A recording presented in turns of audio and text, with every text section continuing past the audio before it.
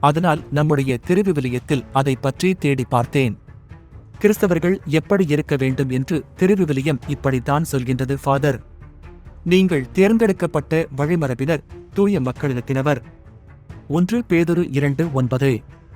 நீங்கள் ஆண்டவரின் தூய மக்களினம். இணைச்சட்டம் 14:2. நீங்கள் உலகத்தை சார்ந்தவர்கள் அல்ல. யோவான் 15:19. வேற்றினத்தவரின் அருவருப்பான செயல்களை கற்றுக்கொள்ளாதே. இணைச்சட்டம் 18:9. இந்த உலகத்தின் போக்கின் படி ஒழுகாதீர்கள்.